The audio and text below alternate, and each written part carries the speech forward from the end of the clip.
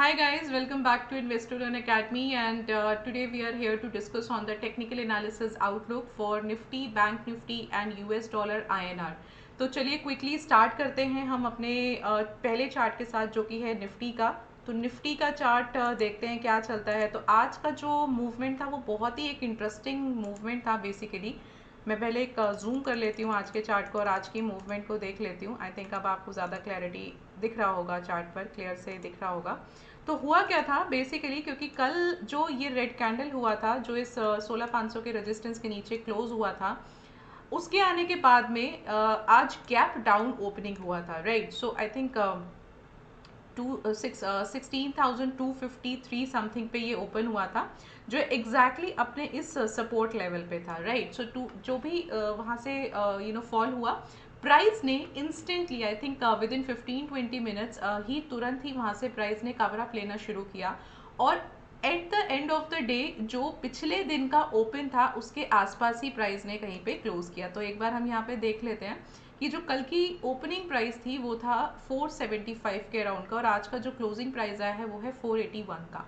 तो ये मेरे लिए एक अच्छी चीज़ हो गई है यहाँ पे ये देखने के लिए कि हाँ, अभी भी यहाँ पे जो है वो बायर्स मौजूद हैं, बायर्स हैं, जिसकी वजह से प्राइस जो है वो बहुत ज़्यादा फॉल नहीं हो रहा है। बट एक और चीज़ जो मैं यहाँ पे ऐड करना चाहती हूँ वो ये कि अगर आप इन दो पैरेलल लाइंस को देखेंगे तो ये जो लोअर लेवल है बेसिकली, इसके प्राइस ने कल लो जो था वो यहाँ तक का बनाया था, लेकिन क्लोज जो हुआ था वो इसके आसपास ही हुआ था। आप देख सकते हैं यहाँ पे जो क्लोजिंग आया वो इसके आसपास आया, जो मुझे एक साइन दे रहा था कि हाँ, यहाँ पे at the end of the day closing उसके आसपास ही हुआ है, ट्रेंड लाइन के आसपास ही हुआ है, जो कि एक साइन था कि यहाँ पे बायर्स हैं और अभी वो उनको और ज़्यादा प्राइस को फॉल होने नहीं देना चाहते हैं। एंड दैट्स द रीज़न आज का मूवमेंट जो था वो थोड़ा सा अपसाइड था और कहीं ना कहीं इस रेजिस्टेंस को उसने अपना टच किया है। तो अब हुआ क्या है, अब बेसिकली अगर मैं इसको थोड़ा सा कोरिलेट करूँ विद यूएस मार्केट, क्योंकि मार्केट अभी खुल गई है, ओपन हो गई है, तो एक बार हम वापस से डॉ जोन्स को भी देख लेते हैं। तो अगर आप डॉ जोन्स का चार्ट देखो तो आपको ना एक बहुत इंटरेस्टिंग डेटा मिल रहा है यहाँ पे। वो डेटा क्या मिल रहा है कि प्राइस ने यहाँ पे पिछले हाई को, राइट, अगर आप यहाँ देखो तो इसने पिछले हाई को ब्रेक जरूर किया। मैं थोड़ा सा इसको और क्लैरिटी के साथ ड्रॉ कर देती हूँ। ये अगर प्राइस ने यहाँ पे पिछले पिछले हाई को यहाँ पे ब्रेक जरूर किया है, बट उसके बाद में ना प्राइस एक कम्प्लीटली रेंज बाउंड हो गया है, एक रेंज में चला गया है, ठीक है। तो ये रेंज में प्राइस चला गया एंड वॉल्यूम्स आर डिक्लाइनिंग। तो कहीं ना कहीं जब तक ये रेंज से बाहर नहीं आता है, मतलब जो डॉ जोन्स है वो भी अभी बहुत ज़्यादा क्लैरिटी नहीं दे रहा है ट्रेंड का। ऑल्सो अगर आप देखें तो आज की कैंडल भी एक डोजी कैंडल ही है, बहुत मूवमेंट नहीं है और अपने सपोर्ट के पास ही है। तो अगर ये वापस फॉल देता है तो we will definitely see fall in the Indian market as well. Nifty, bank Nifty में भी हमें फॉल देखने को मिलेगा। ऑल्सो अगर यहाँ से ये इसको क्रॉस कर देता है तो डेफिनेटली यहाँ पे हमको वापस से एक रिवर्सल देखने को मिल सकता है। सो ये बहुत इंपॉर्टेंट लेवल हो गया है इंडियन मार्केट के लिए एज वेल एज दिस डॉ जोन्स के लिए, यूएस मार्केट के लिए या इंटरनेशनल मार्केट के लिए भी।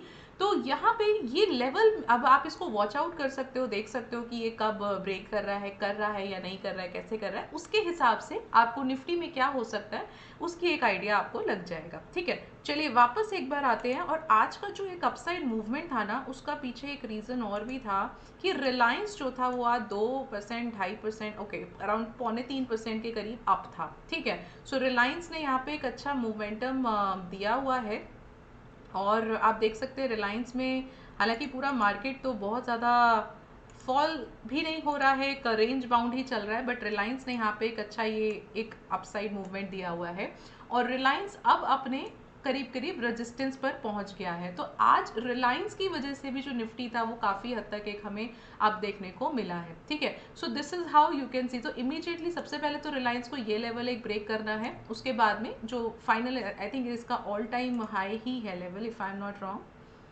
हाँ, सो ये अपने ऑल टाइम हाई के आसपास ही कहीं पे मूव कर रहा है और वहाँ पे हमें देखना रहेगा कि प्राइस जो है वो वापस इसको ब्रेक करता है या नहीं करता है।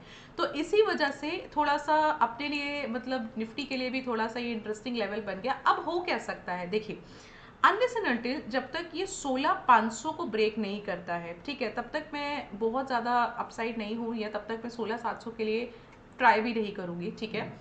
और अगर ये इसको ब्रेक नहीं करता है तो what you can do, you can just take a resistance of 16,500 का, and you can take a support of 16,250 का, right. So this is the range you know for Nifty, जो आप इसको इमीडिएटली देख सकते हो, इमीडिएट बेसिस पे देख सकते हो, ठीक है। चलिए अब बात करते हैं बैंक निफ्टी की। तो बैंक निफ्टी में भी कुछ कुछ ऐसे ही हुआ, बट इतना मूवमेंट नहीं आया था उसमें। तो बैंक निफ्टी का सिचुएशन ये है कि बैंक निफ्टी पिछले 3 या 4 दिनों से अपने सपोर्ट के आसपास ही मूव कर रहा है, ठीक है। आप यहाँ देख सकते हो कि हालांकि बैंक निफ्टी ने भी इस पैरेलल चैनल को ब्रेक तो ज़रूर किया है, बट वो ब्रेकआउट बहुत अच्छा, बहुत सस्टेनेबल नहीं लग रहा है एज ऑफ नाउ। और अगर आप देखोगे कि ये जो इसका 35,000 का लेवल है, जो बहुत इंपॉर्टेंट लेवल है, अगर मैं इसको थोड़ा सा पास्ट में भी आपको एक लेवल दिखाऊं, तो ये लेवल मेरे लिए बहुत इंपॉर्टेंट है, क्योंकि many of the times, you know, I think most of the times price जो 35,000 लेवल को आसपास ज़रूर ट्रेड किया है, होवर किया है। आज भी वही हुआ है, प्राइस ज़रूर गैप डाउन खुला था, बट क्लोजिंग जो था उसने एक अपने सपोर्ट के आसपास ही दिया, थोड़ा सा ऊपर दिया। बैंक निफ्टी के हिसाब से इतना अपसाइड हम इसको नहीं मानेंगे, तो एक फ्लैट काइंड ऑफ मूवमेंट ही था, बट हाँ पिछली क्लोजिंग से ऊपर कहीं पे इसने अपना क्लोज ज़रूर दिया है। तो पिछली क्लोजिंग जो थी कल की वो थी 34,946 की, और आज क्लोज हुआ है 35,116 के अराउंड। तो वो चीज़ है, अगेन यू नो, यहाँ पे मैं बहुत ज़्यादा ना बैरिश हूँ ना बुलिश हूँ, मैं सिर्फ लेवल्स पे ट्रेड करूँगी अगर मुझे ट्रेड करना है निफ्टी बैंक निफ्टी दोनों में। तो थोड़ा सा मेरे जो लेवल है बैंक निफ्टी के लिए वो 34,500 का है, और that is a support level, और रेजिस्टेंस लेवल मेरा 36,000 का है। तो 36,000 पर आते ही मैं वहाँ से यू नो सेल करूँगी, अनलेस एंड अनटिल इसको ब्रेक कर दे प्राइस और 34,500 पर मेरा एक बाय बनेगा। तो फिलहाल प्राइस जो है वो अभी उसके बीच में ट्रेड कर रहा है, और अगर मैं 35,000 को भी एज अ सपोर्ट लेती हूँ तो मेरे लिए वहाँ से थोड़ा बाइंग ही बनता है, लिटिल बिट 36,000 तक का। सो this is how you can just trade in a range. ये रेंज ट्रेडिंग में है अभी, और रेंज में ही प्ले कर रहा है Nifty bank Nifty. And similarly अगर आप बात करें डॉलर INR की, चलिए अब डॉलर INR के बारे में आ जाते हैं।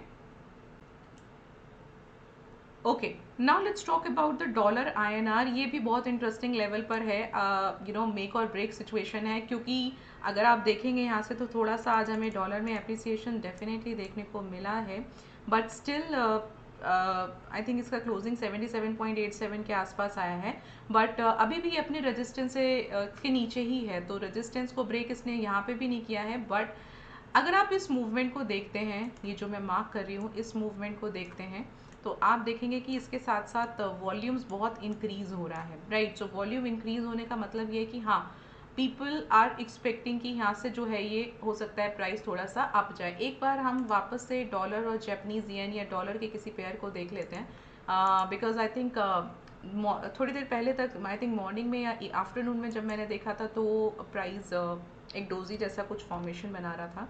एक बार हम डॉलर जापानीज येन को देख लेते हैं। यस, सो यहाँ पे एक डोजी ही फॉर्मेशन है, 133 का है, जो 134.56 का एक हाई बनाया है, जिसकी वजह से डॉलर में भी बहुत ज़्यादा मूवमेंट नहीं है, और ये भी एक रीज़न हो सकता है कि यहाँ पे अभी इसको ब्रेक नहीं कर पा रहा है। सेकेंडली एक फंडामेंटली एक रीज़न और भी है कि RBI जो है, बिकॉज INR का काफ़ी ज़्यादा डीवैल्यूएशन हो रहा है, तो RBI डॉलर्स को सेल कर रहा है, जिसकी वजह से हो सकता है कि जो INR है वो कहीं ना कहीं थोड़ा स्टेबल हो रहा है। सो ये एक बहुत ही स्मॉल सा रेंज आया है डॉलर INR के लिए। सपोर्ट लेवल है इसका 77.64 का, और रेजिस्टेंस लेवल है 77.95 का। तो ये लेवल के साथ में आप इसको, करेंसी को या डॉलर INR के पेयर को ट्रेड कर सकते हो। बहुत सिंपल है, अगर सपोर्ट ब्रेक करता है you will just look at the next level. जो प्रोबेबिलिटी अभी जिसकी थोड़ी सी कम लग रही है कि यहाँ पे अगर INR थोड़ा अप्रिशिएट हो जाए, हालांकि डॉलर के अप्रिसिएशन होने की प्रोबेबिलिटी ज़्यादा है। तो जो मेरा यू नो इमीडिएट लेवल है विच इज़ एट 77.95, उसके ब्रेक होने की प्रोबेबिलिटी थोड़ी सी यहाँ पे ज़्यादा है, क्योंकि ट्रेंड भी यहाँ पे ऑलमोस्ट एक अप जैसा ही कुछ बना रहा है। सो यहाँ पे एक मैं सिर्फ वेट कर रही हूँ कि ये जैसे ही इस रेजिस्टेंस को क्लोज करता है और ऊपर एक क्लोजिंग देता है, वहाँ से इसमें एक अच्छा मूवमेंट आ सकता है। बट फिलहाल निफ्टी बैंक निफ्टी के लिए हम सिंपल रेंज बाउंड ही एक व्यू रखेंगे, और डॉलर आईएनआर के लिए हम सिर्फ वेट करेंगे कि जैसे ही वो एक लेवल को ब्रेक करे उसके बाद में अपनी क्लैरिटी को लेंगे. So this is how we basically conduct the analysis for every day, and since we are getting lot of requests, so we will be including lot other things like हम I think from Monday onwards we will be starting up with the options data, क्योंकि majorly लोग options में trade करते हैं, तो थोड़ा सा हम options के data को भी देखेंगे, और भी बहुत सारी चीज़ें हम include करेंगे इस analysis में, जिससे कि ना खाली technical हो और ये कि आपको holistic view दे. फंडामेंटल और डेरिवेटिव्स का भी हम इसमें इंक्लूड करेंगे, और आपको एक होलिस्टिक व्यू मिले कि नेक्स्ट डे के लिए मार्केट का आप क्या प्लान कर सकते हो. सो आज के लिए बस इतना ही. Thank you so much for watching the video.